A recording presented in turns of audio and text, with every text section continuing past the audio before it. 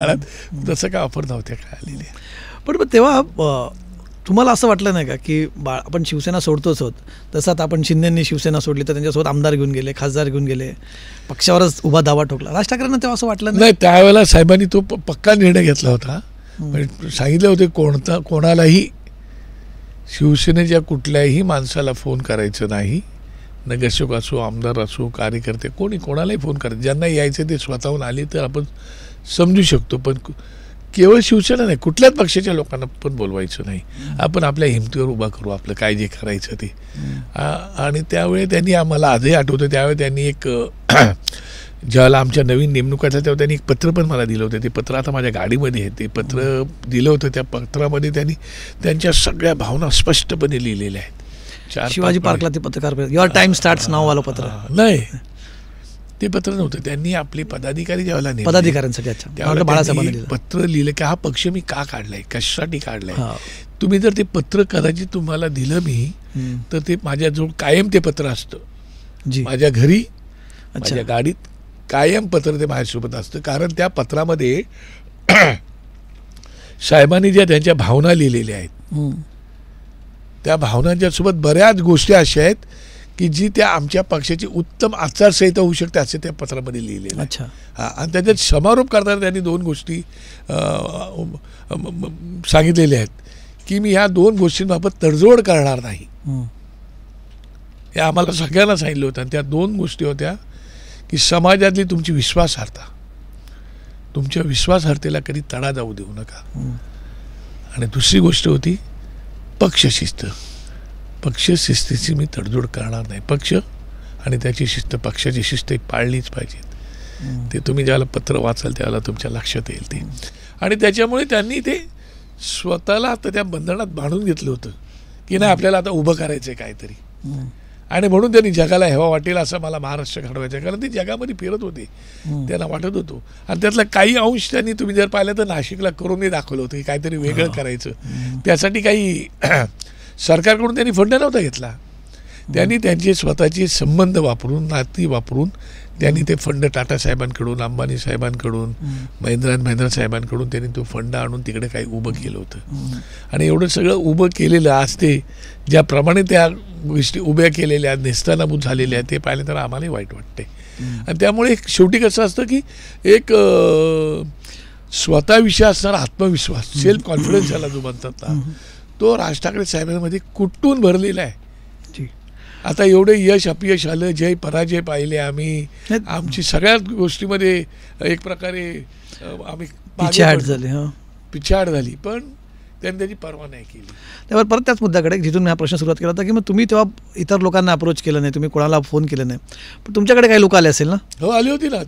सुरुवातीच्या काळामध्ये साहेबांनी सांगितलं ना, कितीतरी नगरसेवक, खासदार, आमदार त्या काळामध्ये आमच्या संपर्कात येत होते, भेटून गेले, पण साहेब बोलले नाही आपण आपल्या. पण त्याच्याबद्दल कुठेतरी आज वाटतं की तेव्हा जर पक्षाची ताकद वाढली असती, काही आमदार खासदार सोबत आले असते. नाही, मग तो बाळासाहेबांना धोका देणार का झाला असता. बाळासाहेबांनी उभं केलेले जे काय एक वैभव होतं, साम्राज्य होतं, एम्पायर होतं, ते साम्राज्य आपण एक प्रकारे छीनून घेतलं असं झालं असतं. म्हणजे ज्या बाळासाहेबांनी आपल्याला सगळं दिलं, राज ठाकरे साहेबांना मला बाळासाहेबांमुळेच मिळाले, उद्धव ठाकरे साहेबांना मला बाळासाहेबांमुळे मिळाले, आणि आम्ही सुद्धा साहेबांमुळेच आहोत. त्याच्यामुळे साहेबांचा तो विचार एकदम बरोबर होता की नाही, त्याला धक्का न लावू देता करायचं नाही का. मध्यंतरीच्या काळामध्ये बाळासाहेबांनी एक सामन्यामध्ये टिप लिहिली होती की माझा फोटो वापरायचा नाही. आम्ही अख्ख्या महाराष्ट्रामध्ये साहेबांचे फोटो लावलेले, होर्डिंग लावलेले काढायला लावली होती. माझा फोटो वापरायचा नाही याच्यावरती लागलेले होर्डिंग काढायला लावली होती. आणि मग साहेबांनी प्रबोधनकारांचा फोटो त्याच्यावरती टाकला, आजोबा. आता आजोबाचं दोघांची आहे, त्याच्यावर काही प्रश्न येत नाही. आणि मग तेव्हा साहेबांशी बोलणं झालं होतं की फोटो जेव्हा काढायला सांगितला बाळासाहेब, तेव्हा साहेबांचं काय रिॲक्शन होतं? नाही, पण मला वाटत नाही साहेबांचं काय बोलणं झालं असेल असं मला वाटतं. तुम्ही साहेबांसोबत, राज ठाकरेंसोबत तुम्ही होतात की जेव्हा बाळासाहेबांनी सांगितलं की माझा फोटो वापरू नको, हो, तेव्हा साहेबांनी, तेव्हा राज ठाकरेंचं रिॲक्शन काय होतं? नाही, साहजिकच आहे ना की जे आमचं दैवत आहे ते दैवताचा आदेश आहे बोलल्यानंतर साहजिकच मनाला वाईट वाटणारच, निश्चितपणे वाईट वाटणार. पण ठीक आहे, तो साहेबांचा आदेश होता आणि आमच्या कानावरती आदेश ऐकायची सवय असल्यामुळे साहेबांनी ते त्यांचा आदेश मानून त्याचे पालन केलं. त्यामुळे साहजिकच आहे साहेबांना ते लागलेच असणार, वाईट वाटलेच असणार. बाळासाहेबांच्या काळात तुम्ही किती वेळा प्रयत्न केला होता, तेव्हा तुम्ही बाळासाहेबांनी तुम्हाला कधी सांगितलं, तुमचं कधी थेट का तुम्हाला तर मातोश्रीवरती तुमचं नाही, जाणं मी होतं? तर ज्यावेळेला पक्ष सोडायचा विषय ज्यावेळेला आला त्यावेळेला मी मातोश्रीला गेलो होतो.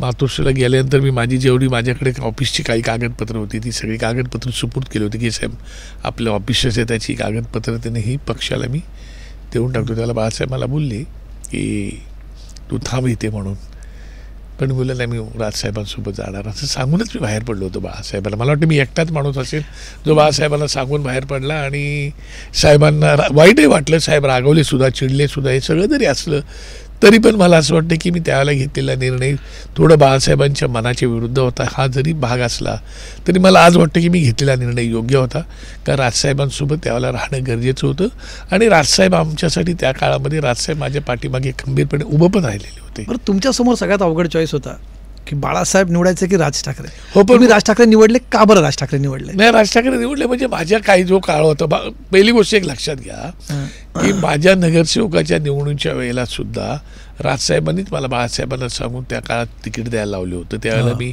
नागपाडा मतदारसंघात नगरसेवकाला उभा होतो. आमदारकीच्या काळामध्ये सुद्धा राजसाहेबांनीच मला बाळासाहेबांकडे घेऊन होते आणि मी नगरसेवक पण होतो. मला बाळासाहेबांकडे घेऊन जाऊन माझी तिकीट त्यांनीच माझ्या तिकिटीला पाठिंबा दिला होता आणि ती मला तिकीट द्यायला लावली होती त्यावेळेला. तर केवळ तिकीट नाही दिली, त्यावेळेला मला निवडणुकीच्या काळामध्ये मला जी काय मदत, आर्थिक मदत मला पाहिजे होती ती सुद्धा मला राजसाहेबांनीच केली होती. त्यावेळेला इतर कोणीही मला मदत केली नव्हती.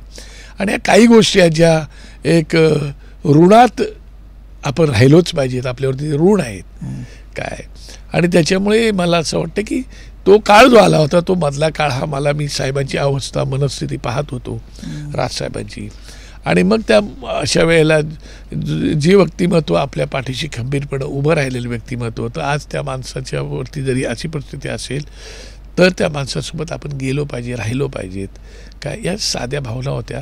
आणि म्हणून बाळासाहेबांनी मला खूप मी बाळासाहेबांना हट्ट धरला की नाही मी जाणार राजसाहेबांकडे. म्हणजे मी बाळासाहेबांच्या डोळ्याला डोळा भिडू शकत होतो, मी असं खाली मान घालून नाही मी राजसाहेबांसोबत जाणार. त्याला उद्धव साहेब पण होते, मी राजसाहेबसोबत जाणार. मग बाळासाहेब चिडले माझ्यावरती, पण ते ठीक आहे, त्याचा राग बरोबर आहे. आमच्या रक्ताच्या थेंबावर बाळासाहेबांचा अधिकार आहे, प्रत्येक रक्ताच्या थेंबावर, त्याच्यामुळे तो काही विषय येत नाही. परंतु मला वाटतं तो वेळेला मी घेतलेला निर्णय योग्यच होता काय. त्याच्यामुळे निदान मला आता ते काय जे दिसतं चित्र ते डोळ्यांनी मला पाहायचा योग पण आला. मी भले तिथून निघालो पण मी ठाकरे परिवार सोडून कुठे गेलो पण नाही ना. मी नेहमीच बोलतो ना मी ठाकरे टू ठाकरे. मला एक सांगा, म्हणजे आता मी याकडे नंतर विचारणार होतो प्रश्न, पण आता हा ओघात आला म्हणून विचारतो. 2009ला पक्षाला मोठं यश मिळालं, तुम्ही पण आमदार होता, तुम्ही पक्षाचे सभागृहातले नेते होतात. नंतर पक्षाला एक, तुम्ही जसं मगाशी म्हटलं की एक थोडी पिछाड झाली, एक उतरती कळा लागली, नंतर कोणी निवडून झालं नाही.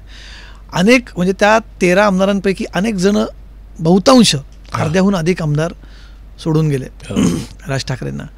सगळ्यांना, कोणाला भाजपकडनं ऑफर आली, कोण कुठे आज वेगवेगळ्या ठिकाणी. तुम्हाला नाही वाटलं त्या काळात आता की पक्षाला उतरती काळ सोडून जावं, की तुम्हाला आले असेल ऑफर, तुम्ही नाही? विषय असा आहे की कमलेश,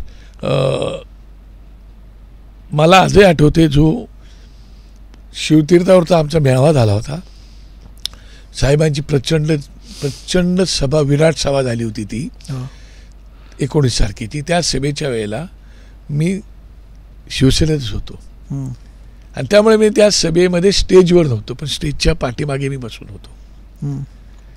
साहेबांचं भाषण झालं त्यावेळेला साहेबांचं एक वाक्य होतं की बाळासाहेबांच्या वेळेला प्रबोधनकार ठाकरे त्यांच्या मागे होते आणि प्रबोधनकार म्हणाले होते की मी हा बाळ महाराष्ट्राला अर्पण केला.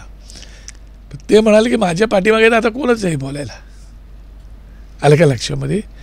तो मीच मला महाराष्ट्राला अर्पण करून घेऊ. त्यावेळेला मी मागी होतो, त्यावेळेला माझ्या डोळ्यात पाणी आलं होतं, ती मला आठवण पण झाली होती त्यावेळेला काय. आणि त्यावेळेला मी स्टेजच्या मागे बसलेलो असताना मी माझ्या मनाला ठरवलं की राजसाहेबांनी महाराष्ट्राला अर्पण केलं, आपण त्यांना अर्पण करून द्यायचं.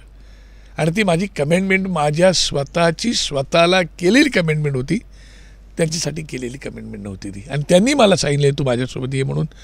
कधी बोलले नाहीत. आणि मला इतर पक्षात समजा जायचं असतं ना तर मी राजसाहेबांना सांगून गेलो असतो की साहेब मी जातो म्हणून, पण माझ्या मनाला तो प्रश्न शिवत सुद्धा नाही.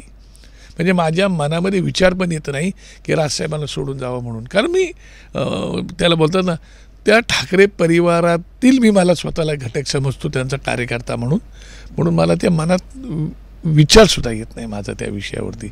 आणि म्हणून मी ती माझी घट्ट बंधन स्वतःच बांधून घेतलेलं की म्हणून माझ्या बायकोलाही माहीत नव्हतं, कार्यकर्ते तर राहिली बाजूलाच.